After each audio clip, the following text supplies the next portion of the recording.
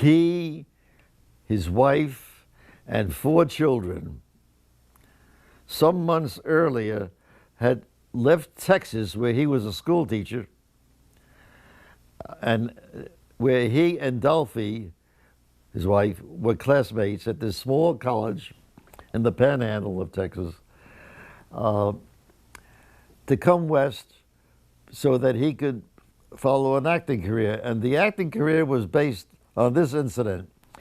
The senior class was at the college was doing a play,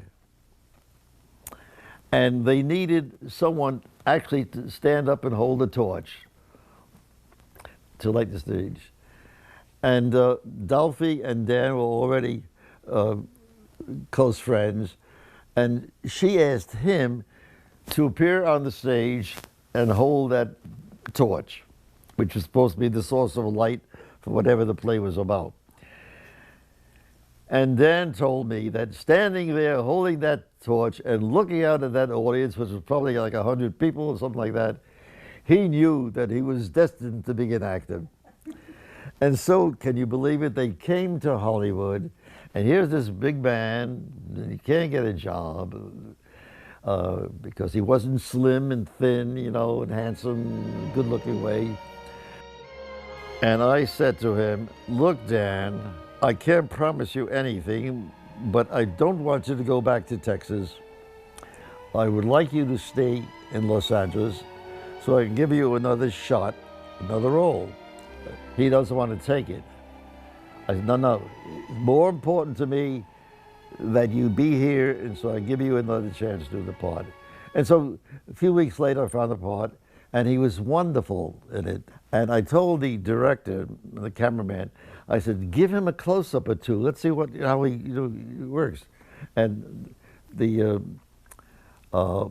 script girl, I said, listen to his dialogue, see how he reads his words. Gave him a few lines.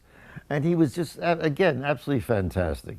I gave him a number of other parts.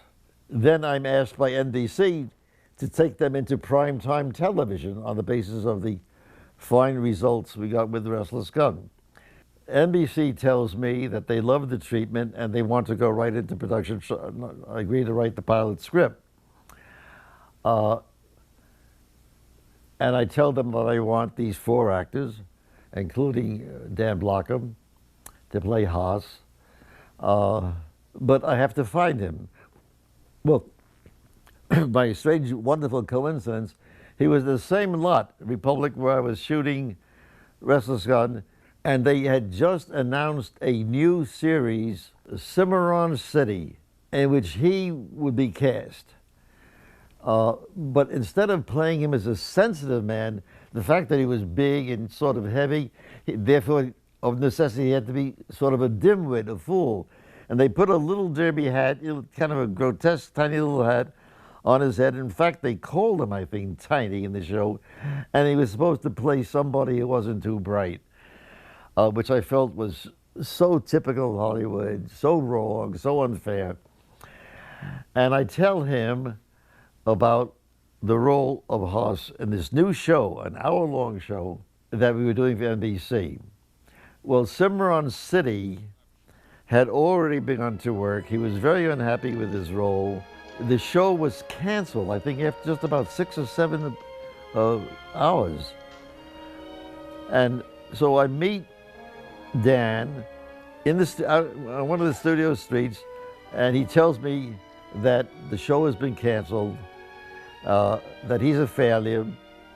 He's going back to, he and Dolphy and the kids are going back to Texas. I said, wait a minute, don't do that. I'm putting you in my new show. I'm writing a character of Haas with you in mind. And Dan looks at me, he says, you doing that? I said, yes, I'm doing that because I feel that this failure is not your fault or responsibility. It was just a poorly conceived show. And your character especially was poorly conceived. So I described the gentle giant, and he loved that. And he tells me, oh, I can't thank you enough. Don't thank me, just do a good job. And that's how Haas Cartwright came into being.